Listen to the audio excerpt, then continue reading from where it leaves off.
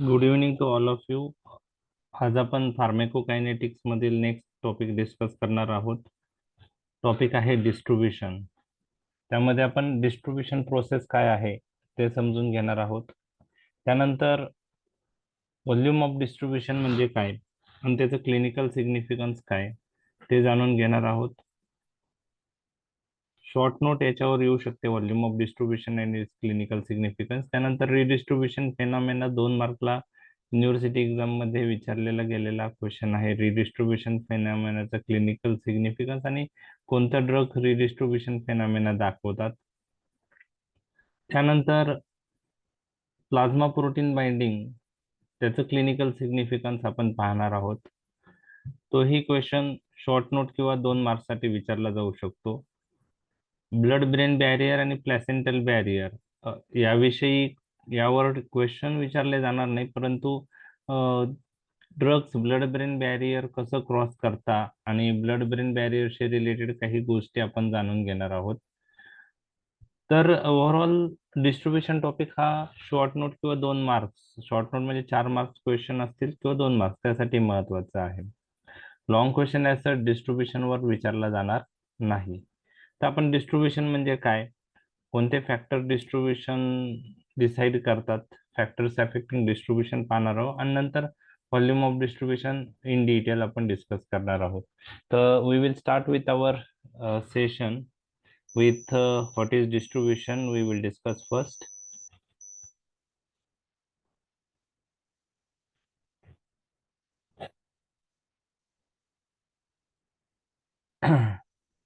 तर what is distribution?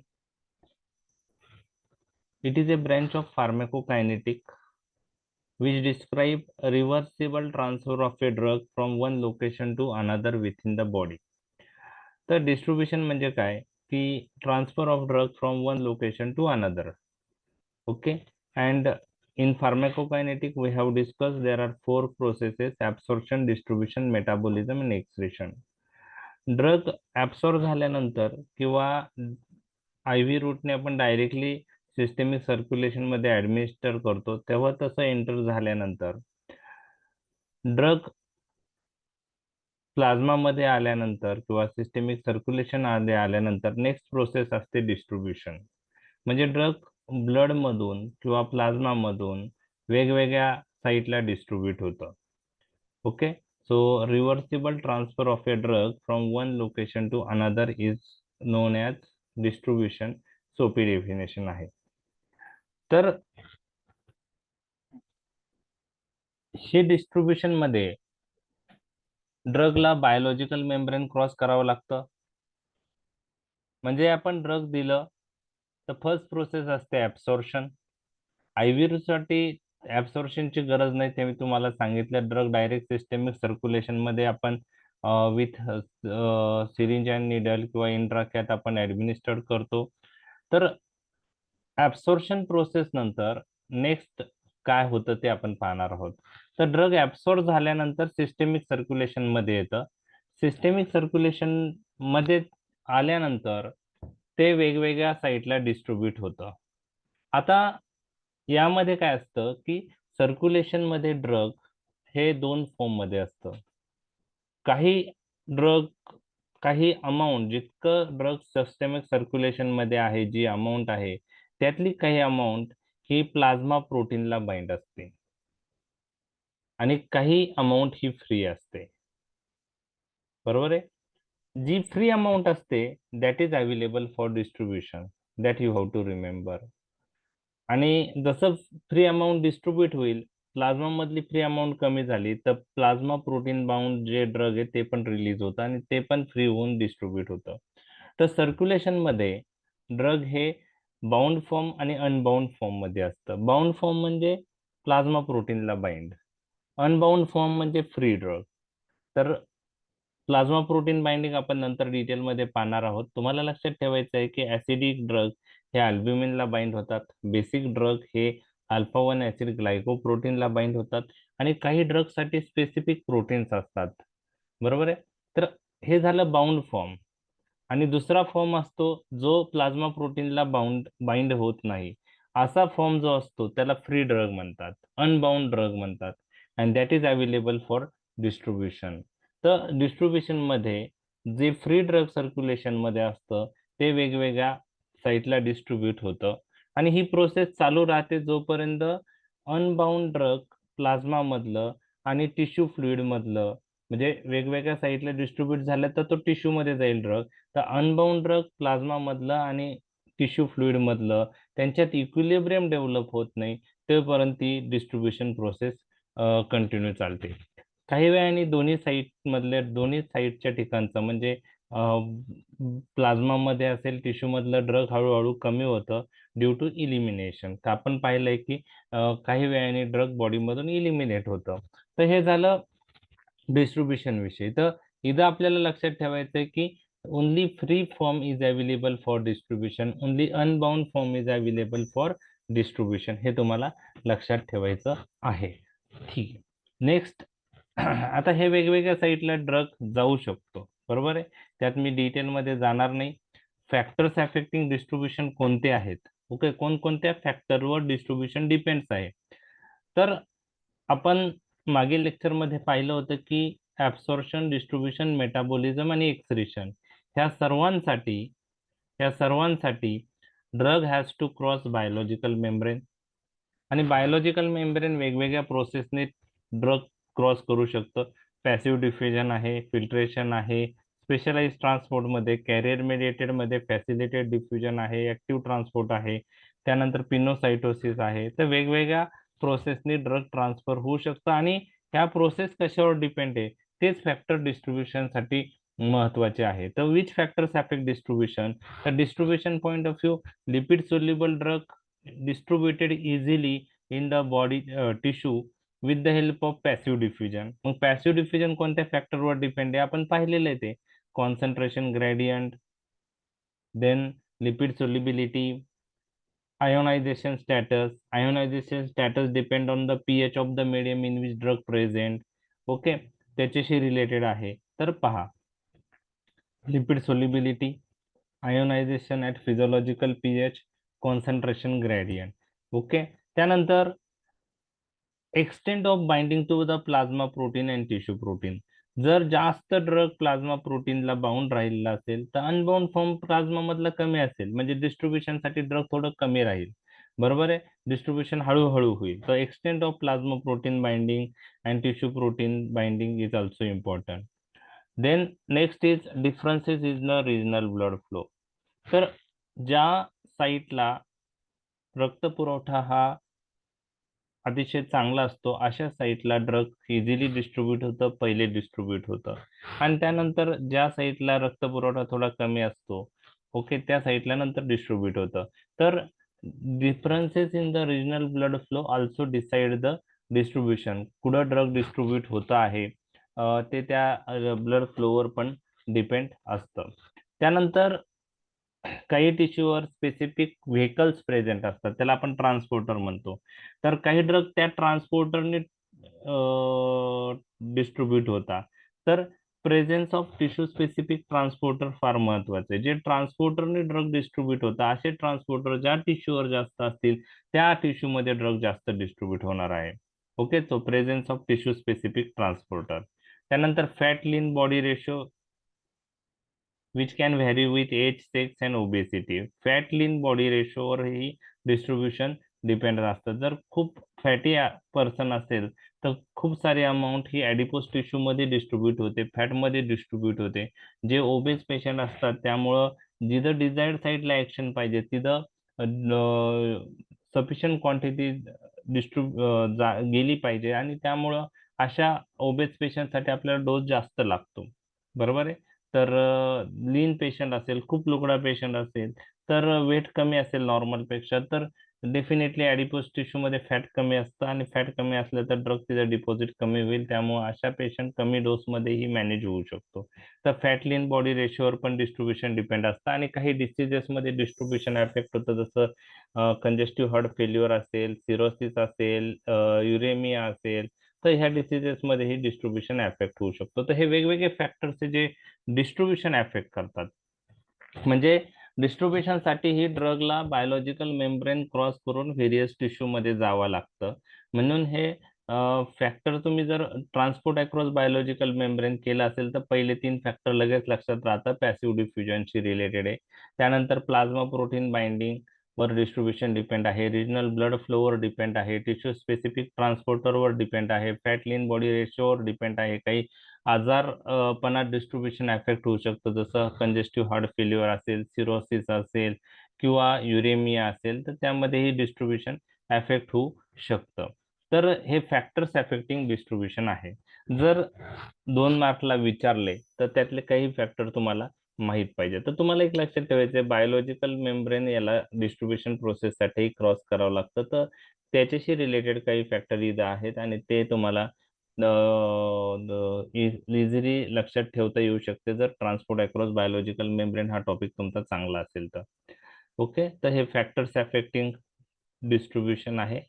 Okay, lipid solubility, ionization status, concentration gradient, differences is regional blood flow, extent of binding to the plasma and tissue proteins, presence of tissue specific transporter, fat lean body ratio, and diseases like heart failure, uremia, cirrhosis. Coming to the next, apparent volume of distribution. हा concept थोडा समजायला difficult आहे.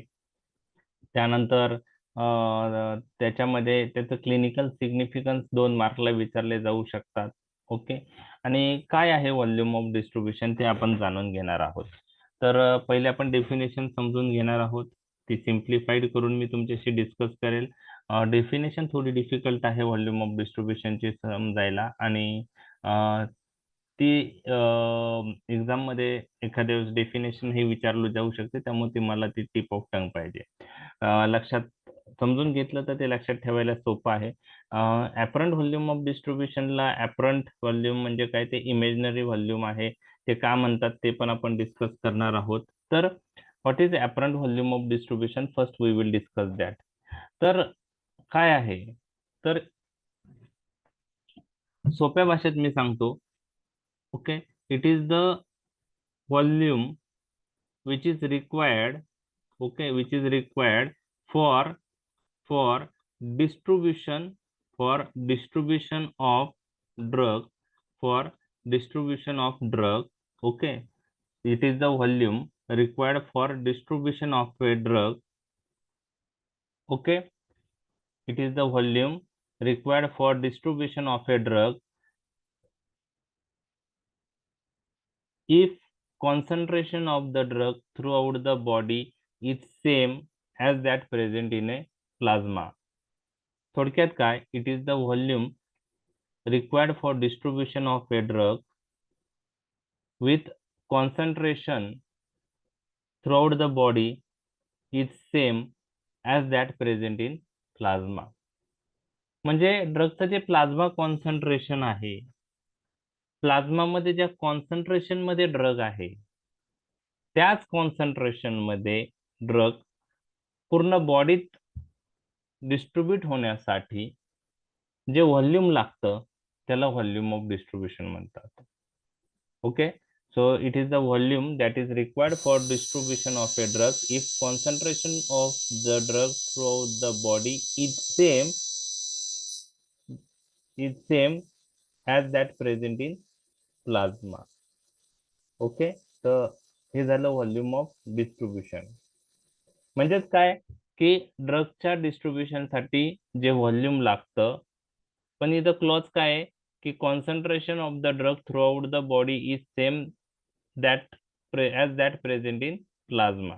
म्हणजेच काय, plasma मध्ये drug ज्या concentration मध्ये आहे त्याच कॉन्सन्ट्रेशन मध्ये पूर्ण बॉडीत डिस्ट्रीब्यूट होण्यासाठी जे व्हॉल्यूम लागतं त्याला व्हॉल्यूम ऑफ डिस्ट्रीब्युशन असं म्हणतात. लक्षात आलं? व्हॉल्यूम ऑफ डिस्ट्रीब्युशन समजलंय? हो सर. ओके, काय आहे डेफिनेशन की सोप्या भाषेमध्ये सांगायचं झालं तर ड्रगचं जे प्लाझ्मा कॉन्सन्ट्रेशन आहे त्याच कॉन्सन्ट्रेशन मध्ये ड्रग पूर्ण बॉडी मध्ये डिस्ट्रीब्यूट होण्यासाठी जे व्हॉल्यूम लागतं त्याला व्हॉल्यूम ऑफ डिस्ट्रीब्युशन असं म्हणतात. ओके ओके, तर volume into which total amount of the drug appears to be uniformly distributed to provide concentration of that drug actually measured in plasma. Okay, it is given, आता definition पुढे येणार आहे. It is given by formula. Volume of distribution is calculated by formula drug administered by IV route divided by plasma concentration. हा formula आहे. आणि काही ठिकाणी volume of डिस्ट्रीब्युशनला ऍपरंट व्हॉल्यूम ऑफ डिस्ट्रीब्युशन असं म्हणता, म्हणून AVD असंही लिहितात. Okay, apparent volume of distribution. Okay, apparent volume of distribution, AVD. So it is calculated by formula drug administered by IV divided by plasma concentration. Drug administered by IV divided by plasma concentration. MCQ साठी तो हा formula लक्षात ठेवा कधी विचारला तर. आणि काही पॉइंट्स साठी हा फॉर्म्युला महत्वाचा आहे.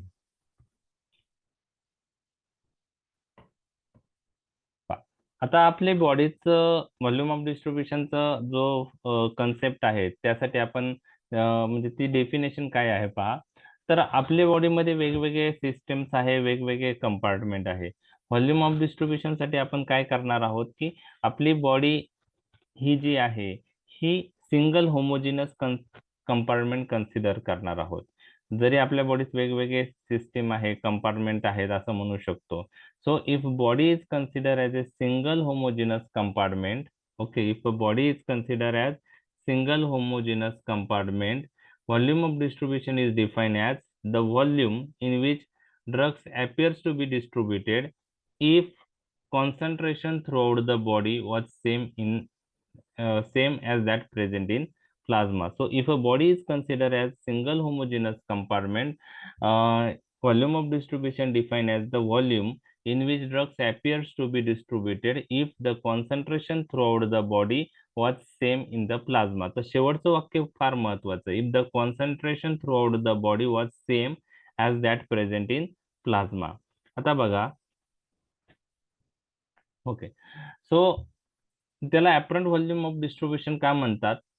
कारण ते रिअल व्हॉल्यूम नाहीये. का रिअल नाही मी ते तुम्हाला सांगतो. त्यामुळे त्याला ऍपरंट व्हॉल्यूम ऑफ डिस्ट्रीब्युशन म्हणतात. So it is the apparent volume that is required for distribution of the drug. Okay, if the concentration throughout the body consider same as that present in plasma. तर वरच्यापेक्षा ही definition थोडी सोपी जाते. It is the volume that is required for distribution of the drug if the concentration throughout the body considers same as that present in plasma. Okay, तर याला apparent volume of distribution का म्हणतात ते आपण discuss करणार आहोत. जर आपल्या आता एक एक्झाम्पल सांगितलेलं आहे. If 500 mg of a drug reaches circulation, म्हणजे IV, समजा आता ड्रग IV दिला आणि प्लाझ्मा मध्ये किती कॉन्सन्ट्रेशन 500 mg सर्क्युलेशन मध्ये दिलेलं आहे. प्लाझ्मा कॉन्सन्ट्रेशन त्याचं 0.5 मिलीग्रॅम पर ml आहे. 0.5 मिलीग्रॅम पर ml. म्हणजे ह्या कॉन्सन्ट्रेशन मध्ये म्हणजे पूर्ण बॉडीमध्ये ड्रग 0.5 मिलीग्रॅम पर ml ह्या कॉन्सन्ट्रेशन मध्ये डिस्ट्रीब्यूट होण्यासाठी जे व्हॉल्यूम लागेल त्याला आपण व्हॉल्यूम ऑफ डिस्ट्रीब्युशन म्हणतो. आणि त्याचा फॉर्म्युला काय? Drug administered IV divided by plasma concentration. मग ड्रग किती ऍडमिनिस्टर्ड केलंय? 500 mg divided by plasma concentration ते किती आहे? 0.5. तर त्याचा आन्सर किती आहे?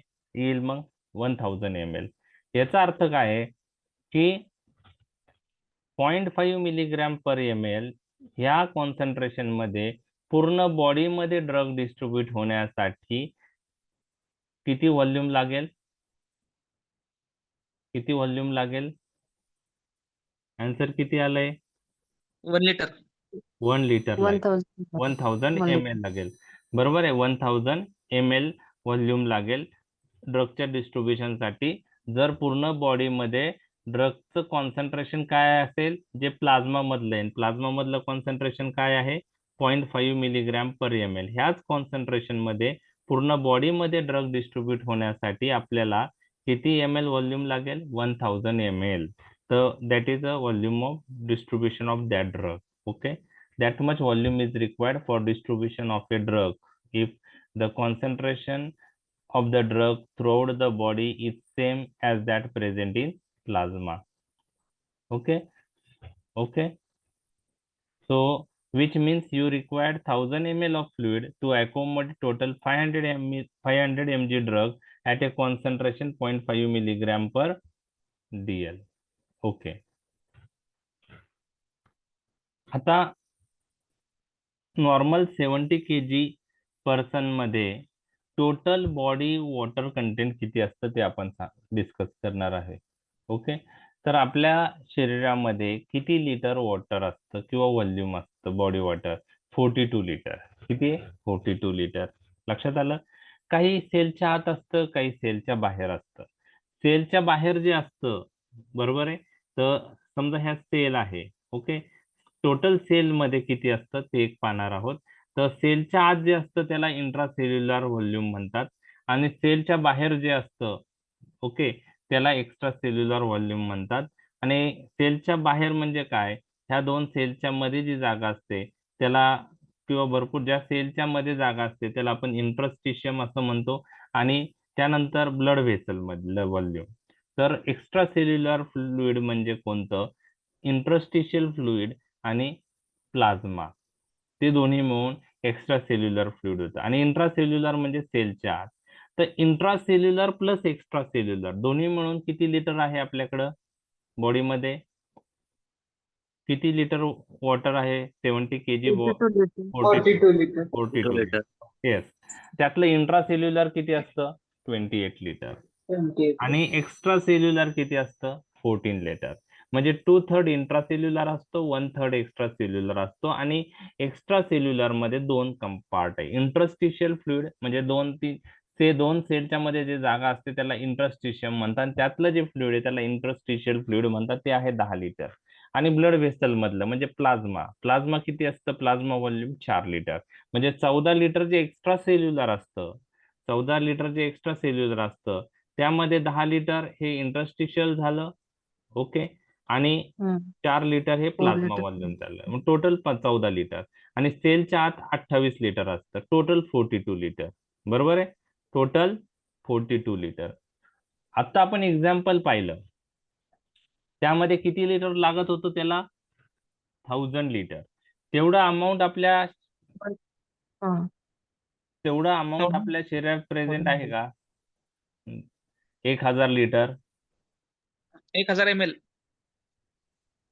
अरे 1 लिटर होतं ते. ओके. दुसरं एक एक्झाम्पल सांगतो मी. 1 लिटर आपल्या शरीरात आहे म्हणजे ते इझिली डिस्ट्रीब्यूट होईल. बरोबर आहे? आताचं जे एक्झाम्पल सांगितलं त्याच्यात आपलं आन्सर किती आलं होतं? 1000 ml ना. आपलं आन्सर किती आलं होतं? 1000. 1000 ml. हा. Yes. 1000 ml म्हणजे 1 लिटर. तर 1 लिटर इकडं 42 लिटर आहे तर त्याच्यामध्ये अकोमोडेट होऊन जाईल, इझिली डिस्ट्रीब्युट होईल. पण काही ड्रग्ज असे आहेत ज्याचं व्हॉल्यूम ऑफ डिस्ट्रीब्युशन जे आहे खूप लार्ज असतं. ओके. For example chloroquine. क्लोरोक्विनचं व्हॉल्यूम ऑफ डिस्ट्रीब्युशन एवढं आहे. किती आहे? 1300 लिटर. तेवढं अमाऊंट आहे का आपल्या शरीरामध्ये? आपल्या शरीरात नाही. कितीपर्यंत आहे? 42. तर 42 लिटर. तर याचा अर्थ काय की ज्याचं व्हॉल्यूम ऑफ डिस्ट्रीब्युशन 42 लिटर पेक्षा जास्त असतं असे ड्रग्स कुठेतरी अक्युमुलेट होतात. बरोबर आहे? टिश्यू मध्ये जाऊन अक्युमुलेट होतात. बरोबर आहे? तर थोडक्यात काय तुम्हाला लक्षात ठेवायचं की ज्या ज्या ड्रगचं व्हॉल्यूम ऑफ डिस्ट्रीब्युशन हे 42 लिटर पेक्षा जास्त आहे असे ड्रग काय होऊ शकतात? टिश्यू मध्ये काय होऊ शकतात? Accumulate होऊ अक्युमुलेट होऊ शकतात. ओके. अक्युमुलेट होऊ शकतात. तर chloroquine has ability to accumulate in the liver, spleen, kidney. आणि खूप दिवस क्लोरोक्विन यूज केलं तर तो रेटायनामध्ये पण अक्युमुलेट होऊ शकतो. ओके. कॉर्नियामध्ये अक्युमुलेट होऊ शकतो. तर व्हॉल्यूम ऑफ डिस्ट्रीब्युशन मध्ये तुम्हाला लक्षात ठेवायचं की काही ड्रगचं व्हॉल्यूम ऑफ डिस्ट्रीब्युशन हे कमी आहे. 42 लिटर पेक्षा कमी असेल ते इझिली डिस्ट्रीब्यूट होतील कारण that much amount of water is available in our body. But there are some drugs which have high volume of distribution. Such drugs definitely accumulate in various tissue. लक्षात आलं? तर example classical तुम्हाला लक्षात ठेवायचं chloroquine. कोणतं लक्षात ठेवायचं? Chloroquine. लक्षात आलं? तर क्लोरोक्विनचं व्हॉल्यूम ऑफ डिस्ट्रीब्युशन खूप हाय आहे, 1300 लिटर किंवा 1300 litre. That much amount is not present in our body. It means chloroquine will accumulate in various tissues. So chloroquine has ability to accumulate in liver, spleen, kidney, retina, cornea. Clear? लक्षात आलं एवढं? Yes sir. Okay. आता पहा, आपण आता दोन MCQ पाहणार आहे. व्हॉल्यूम ऑफ डिस्ट्रीब्युशनचा फॉर्म्युला काय? Total amount administered divided by plasma concentration. तर प्लाझ्मा कॉन्सन्ट्रेशन जर हाय असेल, ओके, तर व्हॉल्यूम ऑफ डिस्ट्रीब्युशन काय असेल? प्लाझ्मा कॉन्सन्ट्रेशन जर ड्रगचा हाय असेल तर ह्या फॉर्म्युलात प्लाझ्मा कॉन्सन्ट्रेशन कुठे डिनॉमिनेटरला आहे, त्याची व्हॅल्यू हाय असेल म्हणजे प्लाझ्मा कॉन्सन्ट्रेशन हाय असेल तर व्हॉल्यूम ऑफ डिस्ट्रीब्युशन काय असेल? कमी असेल. कमी असेल. Less amount is required for distribution of a drug. तर ओके, आणि समजा प्लाझ्मा कॉन्सन्ट्रेशन हे लो असेल, ओके, प्लाझ्मा कॉन्सन्ट्रेशन ड्रगचं लो असेल, ओके, तर व्हॉल्यूम ऑफ डिस्ट्रीब्युशन काय असेल? हाय असेल. काय असेल? म्हणजे थोडक्यात काय? Inversely proportional. Yes, volume of distribution is inversely proportional to plasma concentration. Plasma concentration जर हाय असेल तर व्हॉल्यूम ऑफ डिस्ट्रीब्युशन लो असेल. हे तुम्हाला एमसीक्यू लक्षात ठेवायचा आहे. आता त्याच्या नेक्स्ट पण आपण बघूया. प्लाझ्मा कॉन्सन्ट्रेशन लो असेल तर व्हॉल्यूम ऑफ डिस्ट्रीब्युशन काय असतं? हाय असतं. लक्षात आलं? So after administered, drug enters into the blood. Okay, आपण बघितलं. If it remains in the vascular compartment, higher blood concentration असेल, plasma concentration असेल, lower volume of distribution असतं अशा ड्रगचं. After administration, drug enters into the blood. If it gets channelized to peripheral tissue, तर low blood concentration असतं, plasma concentration कमी असेल तर volume of distribution high असतं. तेच आता सांगितलेलं आहे. If drug has high plasma concentration it will have low apparent volume of distribution. If drug has low plasma concentration it will have higher volume of distribution and drug may concentrate in various tissue. थोडक्यात काय? Volume of distribution आणि plasma concentration of drug हे inversely proportional आहेत. हे तर लक्षात आलं आता फॉर्म्युलावरून. एमसीक्यू ठीक आहे. आता मी हे तुम्हाला सांगितलं. Chloroquine has volume of distribution is 1300 liter. This amount is not present in our body. It means drug is concentrated in some tissue. Chloroquine is concentrated in spleen, liver, kidney, and after prolonged use, it is also accumulated in retina and cornea. लक्षात आलं हे? आणि त्याचं काही importance आहे मी ते तुम्हाला सांगतो. क्लिनिकल सिग्निफिकन्स मध्ये मी तुम्हाला सांगणार आहे. हे 3 क्लिनिकल सिग्निफिकन्स व्हॉल्यूम ऑफ डिस्ट्रीब्युशनचे तुम्हाला माहीतच पाहिजे. 2 मार्कला जर क्वेश्चन आला तर ते तुम्हाला लिहिता आले पाहिजे. आणि खूप सोपे आहे, काही अवघड नाहीये. ठीक आहे. डेफिनेशन ठीक आहे, ती पाठ करावी लागते, पण याला पाठ करायची गरज नाहीये. Clinical significance. Okay. If any drug is having high volume of distribution, that drug is accumulated in various tissue. We have discussed chloroquine is accumulated in liver, spleen, kidney, and after prolonged use, chloroquine also accumulate in retina and cornea. So you have to remember, if any drug is having high volume of distribution, that may accumulate in various tissue and that may responsible for toxicity of that tissue. So you have to remember, when we use chloroquine for prolonged period, it responsible for retinopathy. Retina damage होऊ शकतो. रेटायनावर side effect येऊ शकतो कारण drug रेटायनामध्ये accumulate होतो. आणि that is known as bull's eye retinopathy. त्या adverse इफेक्टला काय नाव दिलंय? Bull's eye retinopathy. Bull's eye retinopathy. कधी होणार ही? क्लोरोक्विन जेव्हा आपण काय किती दिवस यूज केला? प्रोलॉंग. प्रोलॉंग. ओके. आता क्लोरोक्विन कुठे यूज करतात? अँटीमलेरियल, मलेरिया मध्ये यूज मलेरिया. करतात. अँटीमलेरियल, अजून आर्थरायटिस मध्ये पण जातात. रुमॅटॉइड. Very good. आता मला सांगा, यापैकी बुलसाय रेटिनोपॅथी कोणत्या पेशंटला दिसून येऊ शकते? आर्थरायटिस त्याचं रिझन काय आहे? क्रॉनिक डिसीज आहे. Chronic disease. Yes. So when we use chloroquine in malaria, yes, when we use chloroquine in malaria, we use chloroquine for 3 days. Okay, chloroquine days. आपण 3 days देतो. So we are not using prolonged period, but in rheumatoid arthritis we use chloroquine for anti-inflammatory point of view. So we required prolonged treatment in rheumatoid arthritis. Chronic disease आहे, वर्षानुवर्ष आपण ते drug देतो anti inflammatory. So chloroquine treatment required for prolong period, and that is the reason why this bullseye retinopathy is seen in rheumatoid arthritis but not in malaria. Okay, so after prolonged use that will accumulate in retina and responsible for bullseye retinopathy. आणि त्याच्यामुळं क्लोरोक्विनच्या ऐवजी त्याच ग्रुपचा अजून एक drug आहे जो rheumatoid arthritis मध्ये आपण प्रेफर करू शकतो. त्याचं नाव आहे हायड्रॉक्झिक्लोरोक्विन. ऐकलंय तुम्ही हायड्रॉक्झिक्लोरोक्विन?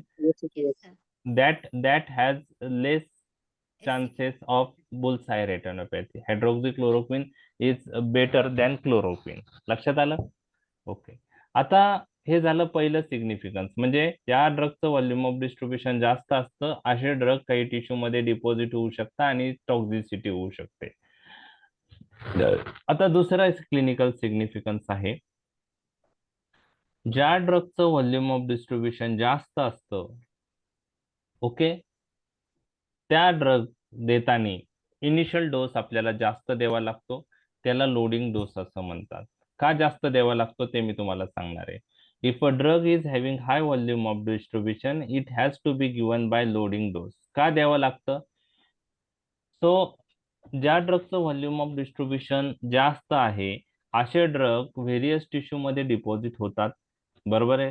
त्याचं डिस्ट्रीब्युशन वेगवेगळ्या टिश्यू मध्ये असतं आणि त्यामुळं काय होतं की त्या टिश्यू मध्ये ड्रग डिस्ट्रीब्यूट झाल्यामुळं जिथं ऍक्शन पाहिजे तिथं तो ड्रग त्या प्रमाणात अवेलेबल नसतो, ज्या प्रमाणात अवेलेबल पाहिजे.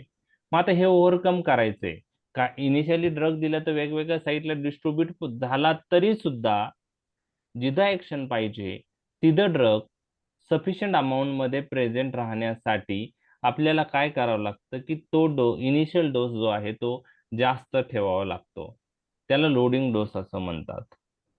आणि इनिशियल डोस हाय असेल तर काही अमाऊंट वेगवेगळ्या टिश्यू जिथं तो जातो तिथं डिस्ट्रीब्यूट होईल आणि जिथं ऍक्शन पाहिजे तिथंही सफिशियंट अमाऊंट मध्ये ड्रग अवेलेबल होईल लोडिंग डोस दिल्यामुळं. त्यामुळं ज्या ड्रगचं व्हॉल्यूम ऑफ डिस्ट्रीब्युशन जास्त असतं अशा ड्रगचा फर्स्ट डोस काय असतो, पहिला डोस काय असतो, जास्त असतो. त्याला लोडिंग डोस म्हणतात. लोडिंग डोस म्हणतात. To achieve the adequate concentration at the site of action. आता एक्झाम्पल पहा, क्लोरोक्विनचाच आहे, मलेरिया मध्ये आपण यूज करतो. ओके, तर क्लोरोक्विनचा डोस काय आहे ते मी तुम्हाला सांगतो. क्लोरोक्विन जे आहे हे क्लोरोक्विन फॉस्फेट फॉर्म मध्ये अवेलेबल आहे oral route point of view. आपण जे लॅरायगो डीएस टॅबलेट यूज करतो, लॅरायगो डीएस क्लोरोक्विन साठी, तर कसं देतात ती टॅबलेट? 2 टॅबलेट, आपण 5 टॅबलेट असतात ना त्याच्या, लॅरायगो डीएस. ओके, डबल स्ट्रेंथ वालं. सो जुनं जे आहे प्लेन लॅरायगो आहे त्याच्यात 10 टॅबलेट आहे, बरोबर. ओके, आणि जे नवीन लॅरायगो डीएस डबल स्ट्रेंथ आहे, लॅरायगो डीएस डबल स्ट्रेंथ, त्यात 5 आहे. तुम्ही लॅरायगो यूज करता का? लॅरायगो डीएस कधी यूज केलाय? डीएस. मग त्यात 5 टॅबलेट आहे, बरोबर. तर त्यात काय आहे की तुम्हाला लक्षात ठेवायचं आहे, ओके,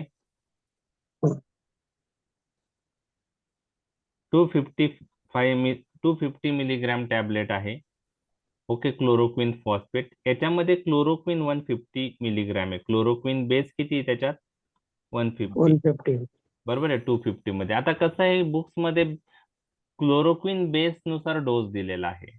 बुक्स मध्ये काय सांगितलेलं आहे की क्लोरोक्विन बेस इनिशियली 300 मिलीग्रॅम गेला पाहिजे, 8 तासांनी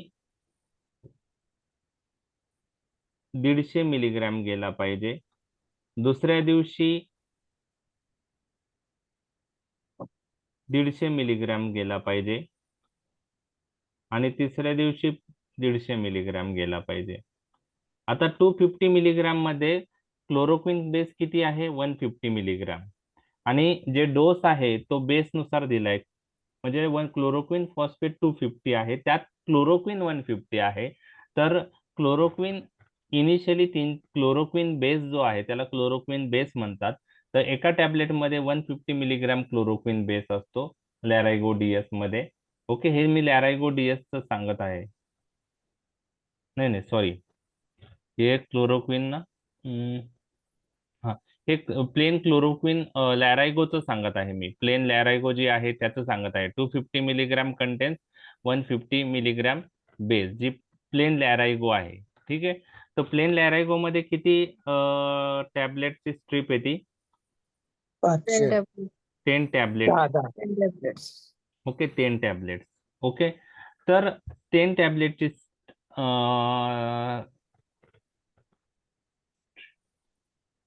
ओके 10 टॅबलेटची स्ट्रीप आहे. थोडं 1 मिनिट कन्फ्युजन झालेलं आहे.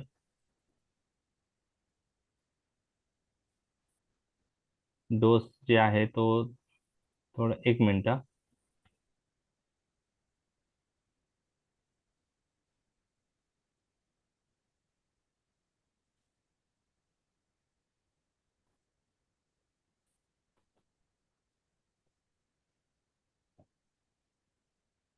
डोस मध्ये माझं कन्फ्युजन झालेलं आहे. ओके, परत एकदा क्लिअर करतो मी. क्लोरोक्विनचं जे आहे, Chloroquine, sir. Chloroquine phosphate of 250 milligram of 10 tablet strip. नाही 2 मिनिटं. हो, ते मी बरोबर सांगितलं. फक्त काय झालेलं आहे, पर डे डोस जे आहे त्यामध्ये थोडं चेंजेस आहेत. ओके, हे स्टॅट आपल्याला क्लोरोक्विन बेस एवढा गेला पाहिजे. किती? 600 मिलीग्रॅम. 8 आवर्स नंतर 300 मिलीग्रॅम, सेकंड डे ला 300 मिलीग्रॅम आणि थर्ड डे ला 300 मिलीग्रॅम. लक्षात आलं? ठीक आहे, तर हे डोस आहे. मी डोस मध्ये थोडं चेंज लेअर 300 150 म्हणलं होतं, तर ते कन्फ्युजन झालं माझं. तर हे ऍक्च्युअल करेक्ट आहे. 600 मिलीग्राम स्टॅट आहे chloroquine base. Okay, chloroquine base 600 milligram गेला पाहिजे, 8 तासांनी 300 मिलीग्राम गेला पाहिजे, सेकंड डे ला 300 मिलीग्राम गेला पाहिजे आणि थर्ड डे ला 300 मिलीग्राम गेला पाहिजे. ओके, आता जी 2 स्ट्रेंथ मध्ये टॅबलेट अवेलेबल आहे. ओके, लॅरेगो प्लेन आहे आणि लॅरेगो डीएस आहे. तर जी प्लेन आहे त्यामध्ये 250 मिलीग्रामची टॅबलेट आहे. त्यात बेस किती आहे? 150 मिलीग्राम. किती आहे? 150 मिलीग्राम. तर आता तुम्ही डीएस यूज करता का प्लेन लॅरेगो यूज करता? डीएस. तर तर आपण लॅरेगो डीएस बद्दलच चर्चा करूया. जी जुनी होती त्यामध्ये 250 मिलीग्राम मध्ये 150 मिलीग्राम बेस होता आणि टोटल किती टॅबलेट होत्या? 10 ची स्ट्रीप यायची. बरोबर आहे. तर हे क्लोरोक्विन जो बेस होता तो 150 मिलीग्राम होता. आता स्टॅट म्हणजे आता 600 मिलीग्राम द्यायचा असेल तर प्लेन लॅरायगो जी होती तिच्या किती टॅबलेट द्यावा लागायच्या? 4.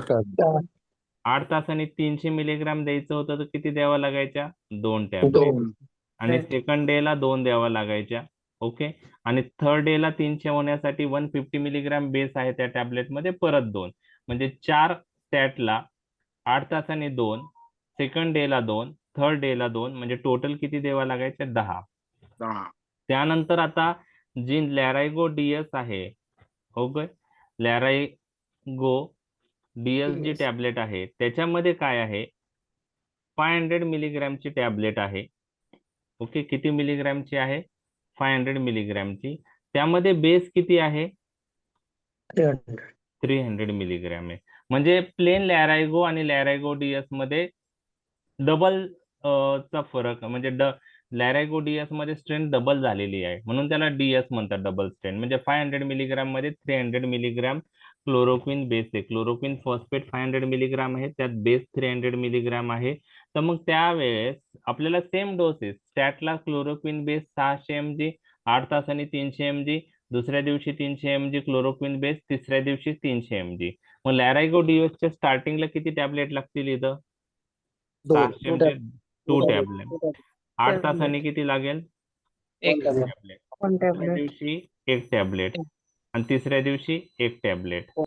ओके, तो टोटल 5 टॅबलेट लागतील. तर थोडक्यात काय, इनिशियल डोस जो आहे तो आपला हाय आहे, त्याला आपण लोडिंग डोस म्हणतो. तो का देतो, कारण क्लोरोक्विनचं व्हॉल्यूम ऑफ डिस्ट्रीब्युशन हाय आहे. म्हणजे तुम्ही आता 2 टॅब क्लॅरायगो डीएसच्या 2 टॅबलेट स्टॅट का देत होते, बरोबर आहे. त्याचं रिझन काय आहे, क्लोरोक्विनचा व्हॉल्यूम ऑफ डिस्ट्रीब्युशन काय आहे, हाय आहे. त्यामुळं जिथं ऍक्शन पाहिजे तिथं तर ड्रग त्या चांगल्या कॉन्सन्ट्रेशन मध्ये गेला पाहिजे. त्यामुळं बाकी साईटला ड्रग जात आहे तर तो जाऊन पण ज्या जागेला पाहिजे तिथं व्यवस्थित गेला पाहिजे, त्यासाठी आपला इनिशियल डोस हाय ठेवलेला आहे. लक्षात आलं? ओके. ओके. तर सुरुवातीला थोडं कन्फ्युज झालं डोस मध्ये, ते मी तुम्हाला क्लिअर केलंय. स्ट्रेंथ बरोबर सांगितली होती मी, फक्त स्टॅट 8 आवर सेकंड थर्ड डे मध्ये थोडं कन्फ्युज झालं, तर ते क्लिअर झालेलं आहे. तर व्हायवा मध्ये कधी कधी विचारता की how will you treat malaria, तर तुम्ही सांगता क्लोरोक्विन सेन्सिटिव्ह पी व्हायवेक्स मलेरिया असेल तर आम्ही क्लोरोक्विन देऊया, असं म्हणू शकता तुम्ही. तर क्लोरोक्विन कसं दिलं जातं, तर हे व्हायवा मध्ये तुम्हाला सांगता येईल, 2 टॅबलेट 1 टॅबलेट 1 टॅबलेट 1 टॅबलेट 5चं, तर ते तुम्हाला सांगता आलं पाहिजे. तर नेक्स्ट क्वेश्चन येतो की इनिशियली 2 टॅबलेट का द्यायच्या, तर त्यावेळेस आन्सर आलं पाहिजे की क्लोरोक्विनचा व्हॉल्यूम ऑफ डिस्ट्रीब्युशन काय आहे, हाय आहे. त्यामुळे आपल्याला कोणता डोस द्यावा लागतो, लोडिंग डोस. लोडिंग.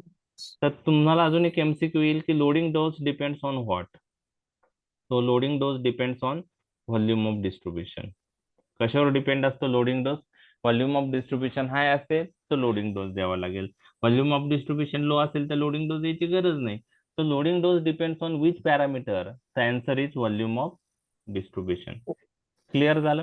तिसरा जो क्लिनिकल सिग्निफिकन्स आहे व्हॉल्यूम ऑफ डिस्ट्रीब्युशनचा, तिसरा क्लिनिकल सिग्निफिकन्स असा आहे, ज्या ड्रगचं व्हॉल्यूम ऑफ डिस्ट्रीब्युशन, ओके, ज्या ड्रगचं व्हॉल्यूम ऑफ डिस्ट्रीब्युशन हाय असतं, ओके ओके, ज्या ड्रगचं व्हॉल्यूम ऑफ डिस्ट्रीब्युशन हाय असतं, म्हणजे असे ड्रग वेगवेगळ्या टिश्यू मध्ये अक्युमुलेट झालेले असतात, बरोबर आहे.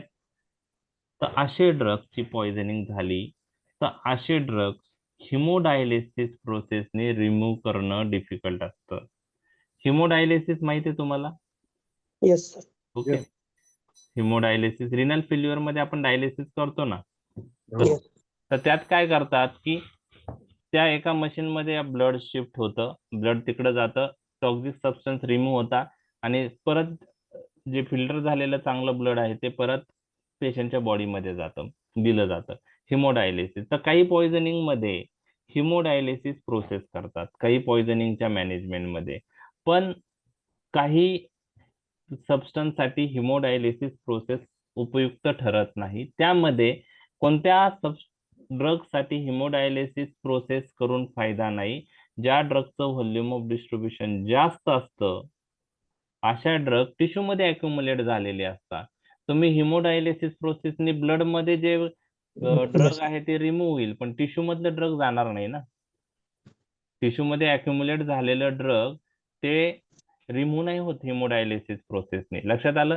तर हिमोडायलिसिस इज नॉट, म्हणजे with the help of haemodialysis it is difficult to remove the drug which having high volume of distribution. मग हिमोडायलिसिस प्रोसेस कोणत्या ड्रग साठी करू शकतो आपण, ज्यांचं व्हॉल्यूम ऑफ डिस्ट्रीब्युशन काय असेल, लो. लो असेल, पहिली गोष्ट. मग असे ड्रग कुठे असतील जास्त, ज्यांचं व्हॉल्यूम ऑफ डिस्ट्रीब्युशन लो असतं त्यांचा असे ड्रग प्लाझ्मा मध्ये जास्त अमाऊंट राहते, प्लाझ्मा कॉन्सन्ट्रेशन त्यांचं हाय असतं. आपण म्हणलेलो आहे की व्हॉल्यूम ऑफ डिस्ट्रीब्युशन आणि प्लाझ्मा कॉन्सन्ट्रेशन इनव्हर्सली प्रोपोर्शनल आहे. म्हणजे व्हॉल्यूम ऑफ डिस्ट्रीब्युशन लो पाहिजे, याचा अर्थ ते ड्रग कशात असतील जास्त, प्लाझ्मा. मध्ये. पण प्लाझ्मा मध्ये जरी असले तरी अजून एक फॅक्टर महत्वाचा आहे, प्लाझ्मा मध्ये ते फ्री फॉर्म मध्ये राहिले पाहिजे. प्लाझ्मात कशात राहिले पाहिजे, फ्री फॉर्म.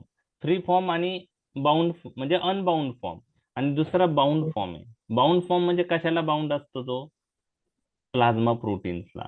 म्हणजे प्लाझ्मात ड्रग जरी जास्त असलं तरी ते फ्री असेल तर इझिली हिमोडायलिसिस प्रोसेसने रिमूव्ह होऊ शकतं. जर ड्रगची प्लाझ्मा प्रोटीन बाइंडिंग हाय असेल तर असं ड्रग पण हिमोडायलिसिस प्रोसेसने रिमूव्ह करणं डिफिकल्ट असतं. म्हणजेच हिमोडायलिसिस प्रोसेससाठी ड्रगचं व्हॉल्यूम ऑफ डिस्ट्रीब्युशन पण कमी पाहिजे आणि प्लाझ्मा प्रोटीन बाइंडिंग पण काय पाहिजे, कमी पाहिजे. कमी. लक्षात आलं. तर हे आहे. तर 3 क्लिनिकल सिग्निफिकन्स व्हॉल्यूम ऑफ डिस्ट्रीब्युशनचे आपण डिस्कस केलेले आहे. If drug is having high volume of distribution that may accumulate in various tissue responsible for toxicity. Example, bull's-eye retinopathy if we use chloroquine in rheumatoid arthritis. If drug is having high volume of distribution, we require loading dose. Example, chloroquine in malaria. कसं देतात मी तुमच्याशी discuss केलं. आणि if drug is having high volume of distribution it is difficult to remove by haemodialysis process. तर त्याला हे झालं clinical significance of volume of distribution. तर 2 मार्कला जर आले तर याच्यात फक्त हे जे ब्लॅक लेटर मध्ये जरी लिहिलेलं तुम्ही लिहिलं की drug having high volume of distribution responsible for toxicity, loading dose is required and difficult to remove by haemodialysis, हे 3 पॉईंट जरी आले तरी तुम्हाला मार्क्स पडणार आहे. ठीक आहे. तर हे झालं clinical significance of volume of distribution. आता पुढचा पार्ट आहे रिडिस्ट्रीब्युशन फेनॉमेना काय आहे आणि त्याचं क्लिनिकल सिग्निफिकन्स काय आहे हे मी तुमच्याशी डिस्कस करणार आहे. तर what is redistribution. Redistribution means reversal transfer of drug from tissue to the blood, tissue to the plasma. Distribution मध्ये आपण पाहिलं होतं की प्लाझ्मा मधून ड्रग डिस्ट्रीब्युट कुठे होतं, व्हेरियस टिश्यू मध्ये. रिडिस्ट्रीब्युशन मध्ये जे डिस्ट्रीब्युट झालेलं ड्रग आहे काही साईट मधलं ते परत प्लाझ्मा मध्ये येतं, त्याला रिडिस्ट्रीब्युशन असं म्हणतात. आणि त्याचं सिग्निफिकन्स काय आहे ते मी तुमच्याशी डिस्कस करत आहे. सपोज आता ड्रग ओरली दिल्यानंतर, ओके, ओरली जर ड्रग दिलं, ओके, तर ते प्लाझ्मा मध्ये येतं. ठीक आहे. तर सपोज आता हे ब्लड वेसल आहे, ब्लड वेसल मध्ये मी हे ड्रगचे पार्टिकल्स काढत आहे. Okay okay.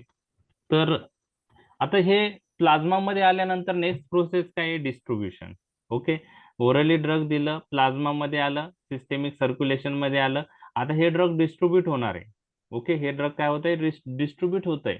तर मग इनिशियली ड्रग कुठं डिस्ट्रीब्युट होतं, मी तुम्हाला सांगतो की ज्या ऑर्गन्सला चांगला ब्लड सप्लाय असतो तिकडं डिस्ट्रीब्युट होतं.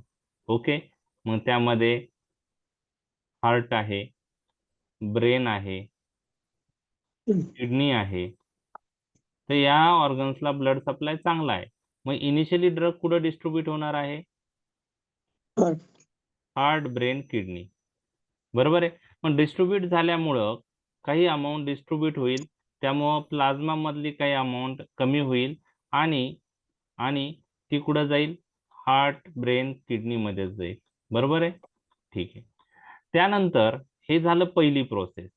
ओके, नेक्स्ट मध्ये जे काही ड्रग प्लाझ्मा मध्ये आहे ते नंतर लेस व्हॅस्क्युलर साईट कडे डिस्ट्रीब्युट होईल. लेस व्हॅस्क्युलर साईट कोणत्या आहेत, ऍडिपोस टिश्यू आहेत, म्हणजेच फॅट आहे. ओके, ऍडिपोस टिश्यू आहे. त्यानंतर स्केलेटल मसल आहे, स्केलेटल मसल. तर ह्या लेस व्हॅस्क्युलर साईट आहेत, परंतु ह्या साईट खूप बल्की आहेत, बल्की साईट्स आहे. काय आहे? बल्की. त्याच्यामुळं बल्की म्हणजे काय, त्यांची कॅपॅसिटी जास्त आहे, ते ड्रग जास्त तिथं अक्युमुलेट करू शकतात ऍडिपोज टिश्यू स्केलेटल मसल. मग नेक्स्ट सेकंड प्रोसेस मध्ये काय होतं, प्लाझ्मा मधलं जे ड्रग आहे, ओके, त्यातलं खूप सारं ड्रग हे कुठं डिस्ट्रीब्यूट होतं, ऍडिपोज टिश्यू आणि स्केलेटल मसल. म्हणजे डिस्ट्रीब्युशन मध्ये दोन थिंग्स तुम्ही पाहिल्या. प्लाझ्मा मधून पहिलं ड्रग कुठं डिस्ट्रीब्यूट झालं, heart, brain, kidney. These are the sites having good blood supply. म्हणजे हायली व्हॅस्क्युलराइज साईटला डिस्ट्रीब्यूट झालं, हायली व्हॅस्क्युलराइज साईट. आणि त्यानंतर ड्रग कुठं डिस्ट्रीब्यूट झालं, less vascularise site, but these are bulky tissues, adipose tissue आणि स्केलेटल मसल. बरोबर आहे, असं डिस्ट्रीब्यूट झालं. आणि ते बल्की टिश्यू म्हणजे त्यांची कॅपॅसिटी काय जास्त आहे, त्यामुळे खूप सारे ड्रग प्लाझ्मा मधून कशात गेलं, ऍडिपोज टिश्यू आणि स्केलेटल मसल. त्याने काय होतं, तुम्हाला मी सांगितलं, प्लाझ्मा मधलं आणि टिश्यू मधलं जे ड्रग आहे त्याच्यात काय पाहिजे, इक्विलिब्रियम पाहिजे. आता हा इक्विलिब्रियम डिस्टर्ब झालाय, प्लाझ्मा मध्ये अमाऊंट कमी राहिली आणि कशात जास्त झाली, टिश्यू मध्ये. लक्षात आलं, प्लाझ्मा मध्ये आणि टिश्यू मध्ये जे ड्रग आहे त्यात इक्विलिब्रियम डेव्हलप झाला पाहिजे, पण हा इक्विलिब्रियम शिफ्ट झालाय. आता टिश्यू मध्ये जास्त ड्रग झालंय आणि प्लाझ्मा मध्ये कमी झालंय. त्यावेळेस काय करतं बॉडी काय करतं, तिसऱ्या स्टेपला हा इक्विलिब्रियम मेंटेन करण्यासाठी ज्या पहिल्या साईटला ब्लड थ्रू ड्रग गेलेलं होतं, ज्यांना चांगला ब्लड सप्लाय होता, हायली व्हॅस्क्युलर साईट ज्या होत्या, ब्रेन, हार्ट आणि किडनी, यामधलं काही ड्रग परत कशात पाठवतं, परत कशात जातं, ब्लड मध्ये, प्लाझ्मा मध्ये जातं. म्हणजे टिश्यू कडून कशात गेलं, आता हे प्लाझ्मा मध्ये गेलं.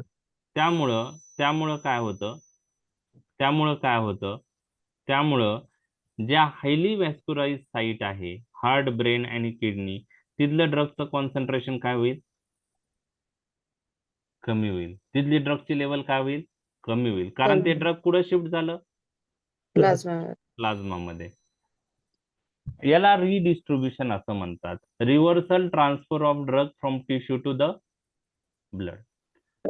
आता याचा क्लिनिकल सिग्निफिकन्स काय, बरोबर आहे, ओके. तर त्याचा सिग्निफिकन्स काय, की जर एखादा ड्रग, आता हे जे रिडिस्ट्रीब्युशन फेनामेना आहे हे हायली लिपिड सोल्युबल ड्रग विषयी जास्त दिसून येतं.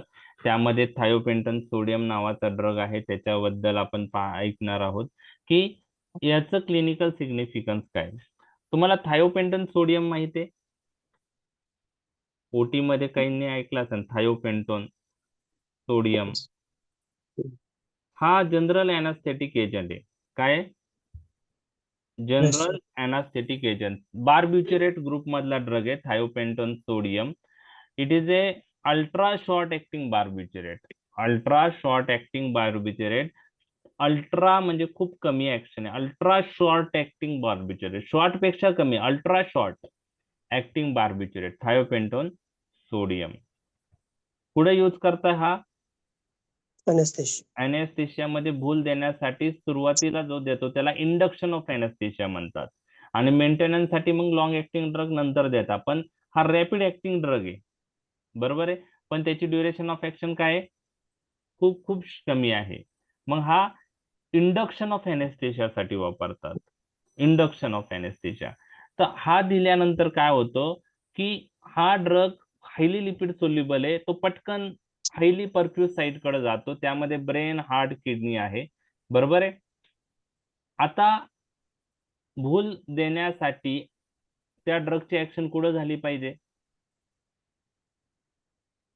कोणत्या ऑर्गनवर झाली पाहिजे, ब्रेन. त्याच्यामुळं हा ड्रग हायली परफ्यूज साईटला लगेच जातो, त्याच्यामुळे विथिन सेकंड पेशंट अनकॉन्शियस होतो, बरोबर आहे, कारण ब्रेन मध्ये तो लगेच जातो आणि सीएनएस डिप्रेशन करतो.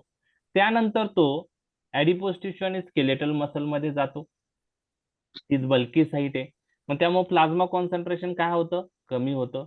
थर्ड स्टेपला काय होईल, रिडिस्ट्रीब्युशन फेनॉमेना मध्ये पाहिलं की ज्या हायली परफ्यूज साईट होत आहेत, हार्ट, ब्रेन आणि किडनी, तिथून ड्रग कुठं जात आहे, प्लाझ्मा मध्ये. त्यामुळं थायोपेंटन सोडियमचं कॉन्सन्ट्रेशन हार्ट, ब्रेन, किडनी मध्ये कमी होईल आणि ब्रेन मध्ये त्याची लेव्हल कमी झाली, ब्रेन मध्ये त्याची लेव्हल झाली कमी, तर काय होईल, त्याची ऍक्शन काय होईल, कमी होईल, कमी. टर्मिनेट होईल, संपेल. आणि त्याच्यामुळं ह्या डिस्ट्रीब्युशन फेनॉमेनामुळं त्याची ऍक्शन फार कमी वेळात संपते, काही मिनिटात संपते. त्यामुळे त्याला अल्ट्रा शॉर्ट ऍक्टिंग बार्बिच्युरेट म्हणतात, ultra short acting barbiturate. Okay, ultra short acting thiopentone sodium. त्यामुळे तो भूल पेशंटला भूल येण्यासाठी वापरला जातो, परंतु ती भूल आलेली मेंटेन करण्यासाठी आपल्याला दुसरे ड्रग द्यावा लागेल, कारण याची action, duration of action short आहे. बरोबर आहे. तर आता काय आहे की थायोपेंटोन सोडियमचा जर टी हाफ तुम्ही पाहिला तो 4 ते 6 तास आहे. किती तास आहे, 4 ते 6 तास. आता मी तुम्हाला विचारलं थायोपेंटोन सोडियमचा टी हाफ 4 ते 6 तास आहे, याचा अर्थ काय, ऍक्शन स्लो नाही, चालू असतो. टी हाफ म्हणजे काय, हाफ लाईफ म्हणजे काय, येस, करेक्ट. प्लाझ्मा मध्ये प्लाझ्मा तेवढा कॉन्सन्ट्रेशन वेळ राहतो तो, हा, मग तेवढा वेळ नाही, पण त्याचं ऍक्शन नाही राहत ब्रेनवर, पण तो प्लाझ्मा मध्ये असतो म्हणजे प्लाझ्मा मध्ये. आता टी हाफ 4 ते 6 तास आहे, याचा अर्थ काय, त्याचा हाफ लाईफ 4 ते 6 तासाचा आहे. याचा अर्थ काय की थायोपेंटोन सोडियमचं जे प्लाझ्मा मधलं कॉन्सन्ट्रेशन आहे, जी प्लाझ्मा मधली अमाऊंट आहे, बरोबर, थायोपेंटोन सोडियम. आता हाफ लाईफ म्हणजे काय ड्रगचा, आपण पाहिलेलं आहे ऑफलाईन लेक्चर मध्ये. It is the time required to decrease the concentration or to decrease the amount of the drug to the half of its original amount. Okay, to decrease the concentration of drug to half of its original concentration. म्हणजे thiopentone सोडियमचा T half 4 ते 6 तास आहे, तर 4 ते 6 तास थायोपेंटोनची जी level आहे plasma मधली ती निम्म्याने कमी होण्यासाठी 4 ते 6 तास लागतात. किती तास, 4 ते 6 तास. बरोबर आहे, निम्म्याने कमी व्हायला फक्त, म्हणजे तो प्लाझ्मा मध्ये भरपूर वेळ राहतो. बरोबर आहे, परंतु त्याची ऍक्शन विथिन मिनिट संपते. का संपते, because of which phenomena, redistribution phenomena. तर तुम्हाला एमसीक्यू आला की which drug shows redistribution phenomena, तर थायोपेंटोन सोडियमचं नाव तुम्हाला पाहिजेच, ऍटलिस्ट एक तरी एवढं नाव तुम्हाला लक्षात ठेवायचं आहे. अजून काही ड्रग रिडिस्ट्रीब्युशन फेनामेना दाखवतात, बरोबर आहे. एक थायोपेंटोन सोडियम तुम्हाला सांगितलं, काही हिप्नोटिक ड्रग्ज आहेत ते पण रिडिस्ट्रीब्युशन फेनामेना दाखवतात, जसं डायझेपाम आहे, नायट्राझेपाम आहे. त्यांची ऍक्शन 6 ते 8 तास राहते, परंतु त्यांचे जर हाफ लाईफ पाहिला, ओके, तो 30 तासापेक्षा जास्त आहे. म्हणजे डायझेपाम, नायट्राझेपामचं प्लाझ्मा मधलं कॉन्सन्ट्रेशन हाफने कमी व्हायला 30 तासापेक्षा जास्त तास लागतात, तरी सुद्धा त्याची ऍक्शन 6 ते 8 तासात टर्मिनेट होते. आणि याचं रिझन आहे redistribution phenomena also seen with diazepam, nitrazepam. Brain मध्ये त्याची अमाऊंट तेवढ्या वेळ राहत नाही, बरोबर आहे, जरी प्लाझ्मा मधली राहिली तर दॅट इज रिडिस्ट्रीब्युशन फेनॉमेना. त्यामुळं site of action one of the highly perfuse site असेल, अशा ड्रगचे ऍक्शन रिडिस्ट्रीब्युशन फेनॉमेनाने लवकर टर्मिनेट होतात. थायोपेंटोन सोडियमचे ऍक्शन ब्रेनशी रिलेटेड आहे, हिप्नोटिक ड्रगचे ऍक्शन ब्रेनशी रिलेटेड आहे आणि हायली परफ्यूज साईट येते. तर if site of action is one of the highly perfuse site आणि तो ड्रग जर रिडिस्ट्रीब्युशन फेनॉमेना दाखवत असेल, तर तशा ड्रगची ऍक्शन लवकर टर्मिनेट होते, जरी त्या ड्रगचा टी हाफ जास्त असेल तरी सुद्धा. लक्षात आलं, ठीक, ओके. तर ठीक आहे, रिडिस्ट्रीब्युशन. आता पहा, व्हॉल्यूम ऑफ डिस्ट्रीब्युशनचे 3 significance, definition of volume of distribution आणि रिडिस्ट्रीब्युशन फेनॉमेना, एवढे पॉइंट तुमचे एक्झाम पॉइंट ऑफ व्ह्यू महत्वाचे आहे. आता आपण CNS आणि प्लासेंटल बॅरियर डिस्कस करूया, नंतर राहिलेला पार्ट उद्या घेऊया. तुम्हाला ब्लड ब्रेन बॅरियर माहित आहे? ब्लड ब्रेन बॅरियर काय असतं?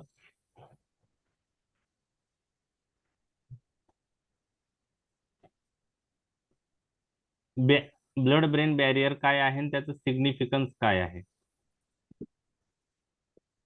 त्याचं इम्पॉर्टन्स काय आहे?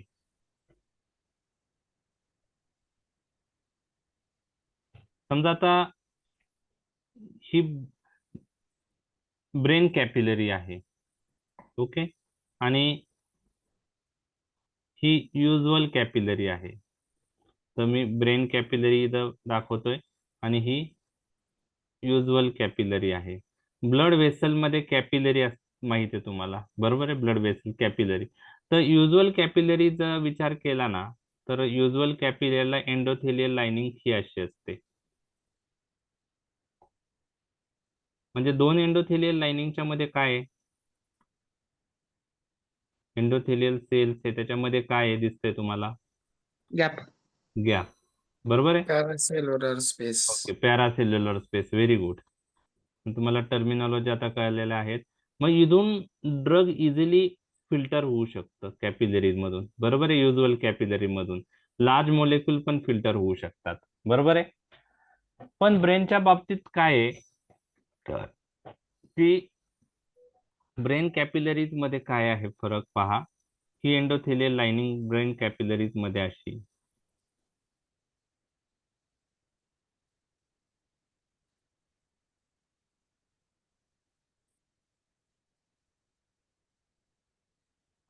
काय फरक आहे? पॅरासेल्युलर स्पेस नाही.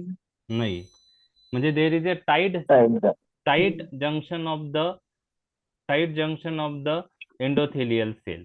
आणि ह्या कॅपिलरीच्या भोवती पण, ह्या कॅपिलरीच्या ब्रेन कॅपिलरीच्या भोवती पण there is a neural tissues. काय? Neural tissue, okay. ह्या कॅपिलरीच्या भोवती काय आहेत? न्यूरल टिश्यूज अशा, ओके. आणि please remember this tight endothelial cells, tight junction of endothelial cell together with surrounding neural tissues form a barrier. आणि त्याच्यामुळं काय होतं, ज्या ब्रेन कॅपिलरी मधले जे सबस्टन्स आहे ते सगळे सबस्टन्स ब्रेन मध्ये जात नाही. लक्षात आलं? ब्रेन कॅपिलरी मध्ये सबस्टन्स आहेत, बरोबर आहे? त्यात ड्रग असू शकतात, मग सगळेच ड्रग ब्रेन मध्ये एंटर होतील का? नाही, कारण पॅरासेल्युलर स्पेस नाहीये, बरोबर आहे? एंडोथेलियल लाइनिंग टाईट आहे, त्यामुळे पॅरासेल्युलर स्पेस लॅक आहे. आणि कॅपिलरी भोवती कशाचं आवरण आहे?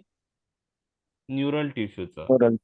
तर this together tight endothelial cells, okay, tight endothelial cell, okay, with investment of neural tissue together form a barrier that is known as blood brain barrier. म्हणजे ते ब्लड एंडोथेलियल म्हणजे ब्रेन कॅपिलरीज मध्ये काय असेल? ब्लड आणि brain याच्याच्या मधलं barrier तयार होतं, मग त्याला आपण ब्लड ब्रेन बॅरियर म्हणतो. त्याच्यामुळे काय, ब्रेन कॅपिलरी मधून जाणारे सगळे सबस्टन्स ब्रेन मध्ये एंटर होत नाही त्याला. आणि हे blood brain barrier lipoidal in nature आहे. हे बॅरियर काय आहे? लिपॉइडल इन नेचर आहे. त्यामुळे तुम्हाला लक्षात ठेवायचं आहे की lipid soluble drug easily filter होऊ शकतात. Lipid soluble drug easily, sorry filter नाही म्हणू शकत आपण, lipid soluble drug easily enter होऊ शकतात ब्रेन मध्ये. By which process? Passive diffusion. Very good, passive diffusion. म्हणजे पॅसिव्ह डिफ्युजननी lipid soluble drug easily blood brain barrier cross करू शकतात. पण जे लिपिड इनसोल्युबल ड्रग आहे, ज्याला वॉटर सोल्युबल म्हणू शकता, असे drug difficult to cross blood brain barrier असतं, कारण इथं फिल्ट्रेशन होऊ शकत नाही, कारण पॅरासेल्युलर स्पेस नाहीये. लक्षात आलं? ओके, लक्षात आलं? तर ते तुम्हाला लक्षात ठेवायचं. तर this is protective in nature. Blood brain barrier is a protection for brain, आपण म्हणू शकतो. ब्रेनला प्रोटेक्ट करण्यासाठी हे ब्लड ब्रेन बॅरियर फार महत्वाचं आहे, बरोबर आहे? लक्षात आलं? लक्षात आलं? ओके.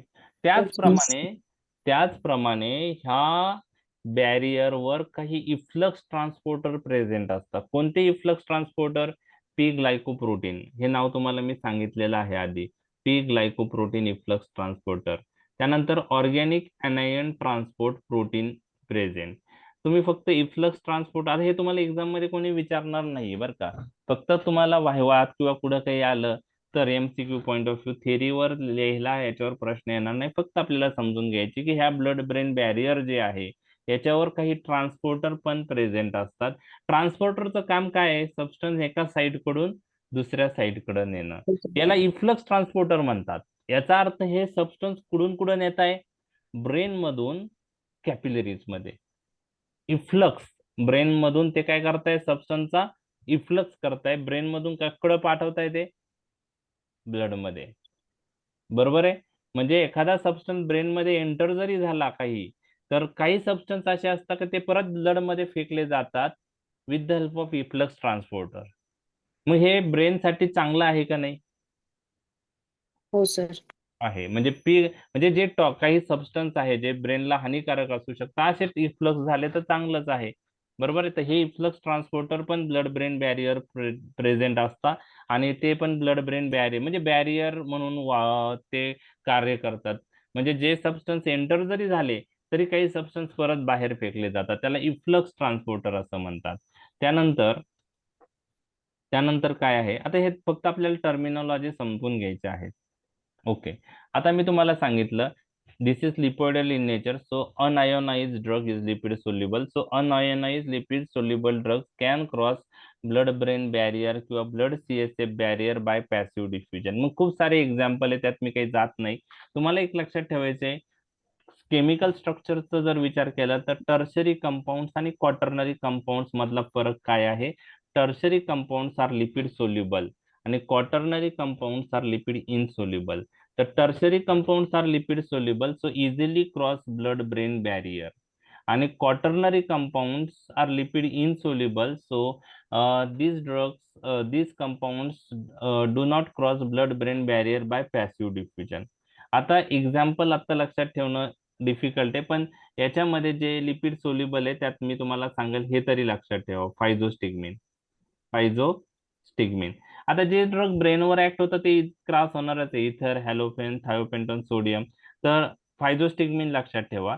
आणि जे ड्रग लिपिड इनसोल्युबल आहेत, मी तुम्हाला सांगितलं quaternary compounds can not cross blood brain barrier. तर फायझोस्टिग्मिन तुम्हाला मी इकडे लक्षात ठेवायला लावला होता लिपिड सोल्युबल म्हणून आणि easily blood brain barrier cross करतो. त्याचा भाऊ निओस्टिग्मिन इज ए क्वाटर्नरी कंपाऊंड. मग तो ब्लड ब्रेन बॅरियर क्रॉस करेल का? नाही. तर फायझोस्टिग्मिन आणि निओस्टिग्मिन मध्ये हे दोन्ही ड्रग जे आहेत ते कोलिनर्जिक सिस्टीम मध्ये येणार आहे. तर दोघांमध्ये फरक काय आहे? फायझोस्टिग्मिन टर्शरी कंपाऊंड आहे, त्यामुळे तो लिपिड सोल्युबल आहे, त्यामुळे blood brain barrier easily cross करतो बाय पॅसिव्ह डिफ्युजन. निओस्टिग्मिन हा क्वाटर्नरी कंपाऊंड आहे, तो लिपिड इनसोल्युबल आहे, त्यामुळे पॅसिव्ह डिफ्युजननी ब्लड ब्रेन बॅरियर क्रॉस करत नाही. तर जे लिपिड इनसोल्युबल ड्रग आहे, जे क्वाटर्नरी कंपाऊंड आहे, ते पॅसिव्ह डिफ्युजननी ब्लड ब्रेन बॅरियर क्रॉस करत नाही. बर. आता तुम्हाला मी सांगितलेलं आहे की ठीक आहे, आता लिपिड सोल्युबल ड्रग असेल तर विषय सोपा आहे, पॅसिव्ह डिफ्युजननी क्रॉस होतील. तुम्हाला लिओडोपा माहिती आहे? हो सर. पुढे यूज होतो पार्किन्सोनिझम. याला आपण काय म्हणतो? प्रो ड्रग ना? हो सर. ओके. म्हणजे स्वतः इनऍक्टिव्ह आहे आणि बॉडीमध्ये जाऊन ऍक्टिव्ह फॉर्म मध्ये कन्वर्ट होतो. तर ब्रेन मध्ये जाऊन तो कशात कन्वर्ट होतो? डोपामाइन. ओके. आता डोपामाइन नावाचा ड्रग मार्केटमध्ये अवेलेबल आहे आणि आपल्याला ऍक्च्युली पार्किन्सोनिझम मध्ये डोपामाइनची गरज लागते, पण डोपामाइन आपण देऊ शकत नाही, कारण dopamine cannot cross blood brain barrier. बरोबर आहे? आपल्याला पार्किन्सोनिझम मध्ये ब्रेन मध्ये ऍक्शन पाहिजे. डोपामाइन असून देऊ शकत नाही कारण तो ब्लड ब्रेन बॅरियर क्रॉस करत नाही. मग लिओडोपा देतो आपण. तो काय करतो? ब्लड ब्रेन बॅरियर क्रॉस होतो आणि डोपामाइन मध्ये कन्वर्ट होतो आणि मग पार्किन्सनिझमचे सिम्पटम्स इम्प्रूव्ह होतात. आता हा लिओडोपा वॉटर सोल्युबल ड्रग आहे. काय आहे? Water Water soluble. मग तुम्हाला आता मी सांगितलं लिपिड सोल्युबल असेल तर पॅसिव्ह डिफ्युजनने इझिली क्रॉस होईल. हा लिओडोपा पॅसिव्ह डिफ्युजनने क्रॉस होईल का? नाही. No. नाही होणार, कारण तो वॉटर सोल्युबल आहे, लिपिड इनसोल्युबल आहे. मग हा लिओडोपा ब्लड ब्रेन बॅरियर कसा क्रॉस करतो? मग काही water soluble drug blood brain barrier cross करू शकता का? त्याचा आन्सर आहे हो. त्यासाठी स्पेशलाइज ट्रान्सपोर्ट सिस्टीम वापरली जाते. मी तुम्हाला सांगितलं स्पेशल ट्रान्सपोर्टर्स असतात, बरोबर आहे. व्हेकल्स असतात, तर ब्लड ब्रेन बॅरियरवर काही व्हेकल्स आहेत. तर तुम्हाला लक्षात ठेवायचं आहे लिओडोपा crosses blood brain barrier with the help of one transporter, and that is known as aromatic amino acid transporter. Aromatic amino acid transporter. Actually हा ट्रान्सपोर्टर अरोमॅटिक अमायनो ऍसिड साठी असतो, पण तोच ट्रान्सपोर्टर लिओडोपा वापरून ब्लड ब्रेन बॅरियर क्रॉस करतो. म्हणजे तो जरी वॉटर सोल्युबल असला तरी ब्लड ब्रेन बॅरियर क्रॉस करतो. पॅसिव्ह डिफ्युजनने नाही करत. कशाने करतो? ह्या व्हेकलने, ह्या ट्रान्सपोर्टरने. हे व्हेकल ब्लड ब्रेन बॅरियरवर प्रेझेंट आहे. ते काय करतं की लिओडोपाला ब्लड कॅप मधून घेतं आणि कशात टाकतं? ब्रेन मध्ये. त्याला अरोमॅटिक अमायनो ऍसिड ट्रान्सपोर्टर म्हणतात. तर थोडक्यात काय की ब्लड ब्रेन बॅरियर मध्ये जे वॉटर म्हणजे blood brain barrier water soluble drug ही काही क्रॉस करू शकता, पण त्यासाठी वेगळी प्रोसेस लागते. पॅसिव्ह डिफ्युजनने ते क्रॉस होतच नाही, पण ते कशाने क्रॉस होतात? कशाने Special cross? transporter. Transporter. Transporter. Okay, levodopa तुम्हाला माहिती आहे. अल्फा मिथिल डोपा नावाचा ड्रग ऐकले तुम्ही? हायपरटेन्शन मध्ये, प्रेग्नन्सी मध्ये यूज करता पहा to control blood pressure. Okay. Alpha methyl dopa. Okay. Okay, that is centrally acting anti hypertensive drug safe in pregnancy. म्हणजे लॅबिटोलल तुम्ही यूज करू शकता किंवा मिथिल डोपा यूज करू शकता, बरोबर आहे. तर that is also enter into the blood brain, that is also cross blood brain barrier with the help of transporter. तर काही वॉटर सोल्युबल ड्रग ब्रेन मध्ये with the help of transporter enter होतात, हे तुम्हाला लक्षात ठेवायचं आहे. लक्षात आलं? Yes, sir. ओके. आता एन्झायमॅटिक ब्लड ब्रेन बॅरियर काय ते मी तुम्हाला सांगणार आहे. आता हे फक्त कन्सेप्ट लक्षात ठेवायचे बरं का. एन्झायमॅटिक ब्लड ब्रेन बॅरियर म्हणजे काय की ब्लड ब्रेन बॅरियर आहे. ओके, आता हे ब्लड ब्रेन बॅरियर मध्ये एन्झायमॅटिक ब्लड ब्रेन बॅरियर काय आहे? तर हे जे कॅपिलरीज आहे, ब्रेन कॅपिलरी, त्याला एंडोथेलियल लाइनिंग आहे, पॅरासेल्युलर स्पेस नाहीये, टाईट एंडोथेलियल लाइनिंग आहे आणि ह्या कॅपिलरीच्या भोवती ह्या इथं न्यूरल टिश्यू आहेत. तर हे दोन्ही मिळून एक बॅरियर तयार करतात. त्याच्यामुळं capillary blood capillary brain capillary मधले सबस्टन्स काही ब्लड ब्रेन बॅरियर क्रॉस करत नाही. आता एन्झायमॅटिक ब्लड ब्रेन बॅरियर काय आहे की तुम्हाला लक्षात ठेवायचं आहे की ही जी कॅपिलरी आहेत, ह्या कॅपिलरी वॉल किंवा ह्या ज्या सेल्स आहेत त्याला लाइनिंग करतात कॅपिलरीजला, एंडोथेलियल सेल, या वर काही एन्झाईम्स प्रेझेंट असतात. कोणते एन्झाईम प्रेझेंट असतात? Monoamine oxidase enzyme, cholinesterase enzyme, हे एन्झाईम प्रेझेंट असतात. आणि हे एन्झाईम काय करतात की ब्लड मधले काही सबस्टन्स जे येतात इथं ब्रेन कॅपिलरीज मध्ये त्यांना मेटाबोलाइज करतात. त्यामुळे ते मेटाबोलाइज झाले की ते ब्रेन मध्ये एंटर होणार नाही. त्याला एन्झायमॅटिक ब्लड ब्रेन बॅरियर म्हणतात. फॉर एक्झाम्पल कॅटेकोलॅमाइन्स आहेत, ऍड्रिनॅलिन, नॉर ऍड्रिनॅलिन, 5-HT म्हणजे सिरोटोनिन आहे, ते माऊ एन्झाईमने मेटाबोलाइज होतात. ऍसिटिल कोलिन आहे, तो कोलिनिस्टरेज एन्झाईमने मेटाबोलाइज होतो. त्यामुळं हे जे ऍसिटिल कोलिन, कॅटेकोलामाइन, 5-HT हे ब्रेन कॅपिलरी मधून जात असताना ह्या एंडोथेलियल लाइनिंग वर जे एन्झाईम्स असतील ते त्याचं मेटाबॉलिझम करतील. त्यामुळं ते मेटाबोलाइज झाले तर ब्रेन मध्ये एंटर होणार नाही आणि त्याच्यामुळे ब्रेन मध्ये त्यांची ऍक्शन येणार नाही. मग तुम्हाला जर विचारलं कॅटेकोलामाइन्सची ब्रेनवर काय ऍक्शन आहे बाहेरून दिली, तर आन्सर काय? कॅटेकोलामाइन्स ब्लड ब्रेन बॅरियर क्रॉस करतील का? नाही करत सर. नाही. नाही. बाहेरून ऍसिटिल कोलिन दिला आयव्ही, काही ऍक्शन होईल ब्रेनवर? नाही. नाही, कारण ते नाही डिस्ट्रॉय होईल ब्रेन कॅपिलरीज मध्ये एन्झाईमने. बरोबर आहे. तर हे एन्झाईम्स कॅपिलरीवर प्रेझेंट आहे ब्रेन, आणि ते एन्झाईम काय करताय, सबस्टन्सला डिस्ट्रॉय करताय, मेटाबोलाइज करताय, त्यामुळे ते सबस्टन्स ब्रेन मध्ये जात नाही. त्याला आपण एन्झायमॅटिक ब्लड ब्रेन बॅरियर म्हणतो. काय म्हणतो? Enzymatic blood brain barrier. तर हे फक्त आपल्याला कन्सेप्ट पॉईंट ऑफ व्ह्यू लक्षात ठेवायचं, डिटेल मध्ये तुम्हाला कोणीही विचारणार नाही. आता एक लक्षात घ्या की काही drugs blood brain barrier cross करत नाही, परंतु जर मिनिंजेसचं इन्फ्लामेशन झालं तर permeability of blood brain barrier increase होते, आणि जे drug blood brain barrier normally cross करत नाही ते ड्रग ही ब्लड ब्रेन बॅरियर क्रॉस करून ब्रेन मध्ये एंटर होऊन ऍक्शन होते. तर inflammation of the meninges blood brain बॅरियरची परमॅबिलिटी काय करतं? वाढवत. वाढवतं. तसं पाहिलं गेलं तर पेनिसिलिन्स आहेत, क्लोरॅम्फेनिकॉल आहे, अँपिसिलिन आहे, ते blood brain barrier poorly cross करतात, परंतु मिनिंजायटिस मध्ये त्यांची परमेबिलिटी वाढते, आणि त्यामुळे तिथं आपण ते यूज करू शकतो. बरोबर आहे. सिफोटॅक्झिम, सेफ्ट्राएक्झॉन हे जे अँटीबायोटिक आहे, हे मिनिंजेसचं इन्फ्लामेशन नसन झालं तरी normally blood brain barrier cross करतात. ओके. तर जास्त करून आपण सेफ्ट्राएक्झॉन, सिफोटॅक्झिम जास्त drug meningitis point of view use करतो. तर थोडक्यात काय, हे डिटेल मध्ये लक्षात नाही ठेवायचं. Inflammation of the meninges increases blood brain barrier permeability, हे तुम्हाला लक्षात ठेवायचे. त्यामुळे जे drug normally blood brain barrier cross करत नाही ते ड्रग पण ब्लड ब्रेन बॅरियर क्रॉस करू शकतात. ते ओके.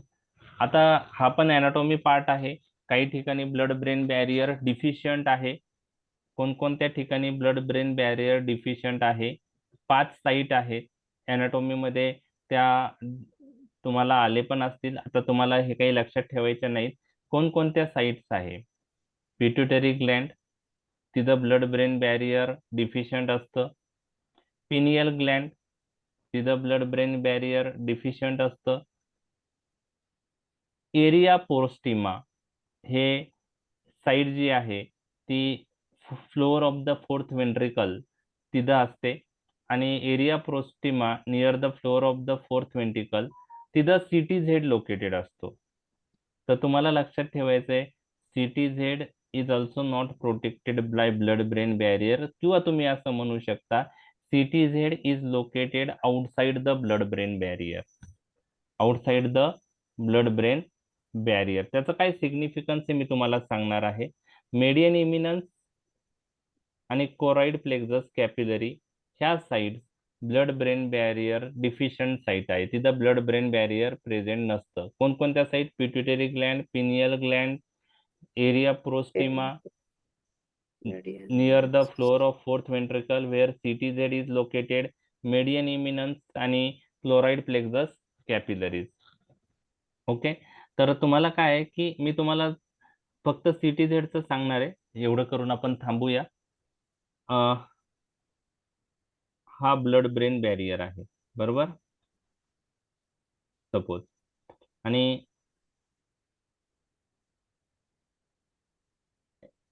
हे ब्रेनचा पार्ट जो ब्लड ब्रेन बॅरियरने प्रोटेक्टेड आहे, आणि ब्लड ब्रेन बाहेरच्या बाहेर म्हणजे CTZ is not protected by blood brain barrier, so CTZ is located outside the blood brain barrier.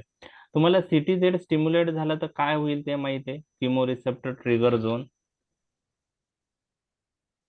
CTZ is located outside the blood brain barrier. CTZ stimulate झालं तर काय होतं?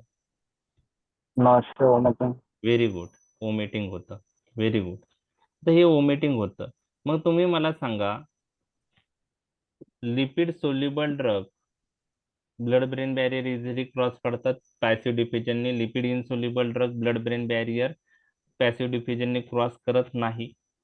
तर पण CTZ is located outside the blood brain barrier. तो vomiting कोणत्या ड्रगने होऊ शकते? लिपिड सोल्युबलने होऊ शकते, लिपिड इनसोल्युबलने होऊ शकते, का दोघांनी होऊ शकते?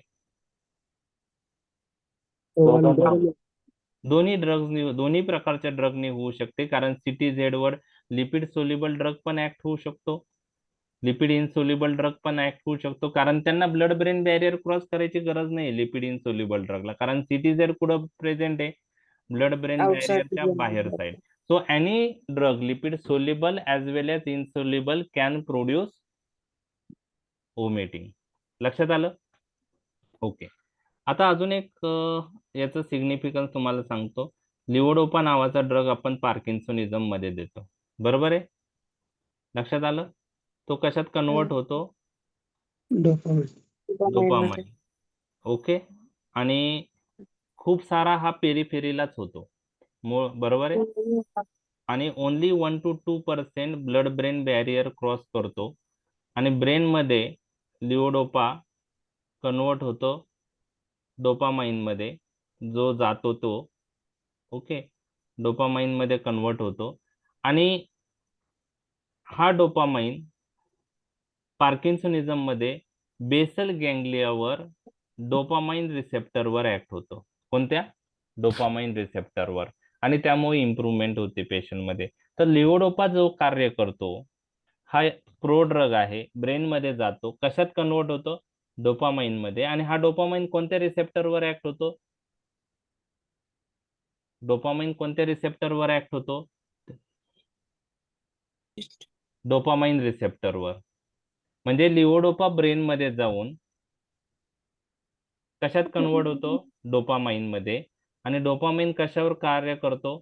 Dopamine Dopamine receptor of the बरोबर आहे? ganglion.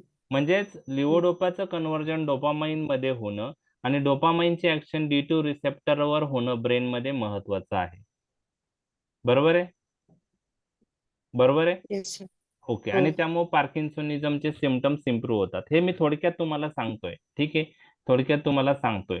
म्हणजे लिओडोपा ब्रेन मध्ये जाऊन डोपामाइन मध्ये कन्वर्ट होतो, आणि ते डोपामाइन रिसेप्टरवर कार्य करतो. आता पेरिफेरीला पण लिओडोपाचं कन्व्हर्जन कशात होतं? डोपामाइन. आणि हा डोपामाइन काय होतं? हा डोपामाइन CTZ ला स्टिम्युलेट करतो. कशा थ्रू? इथं पण CTZ वर डोपामाइन रिसेप्टर असतात, आणि CTZ स्टिम्युलेट झाल्यामुळं काय होईल?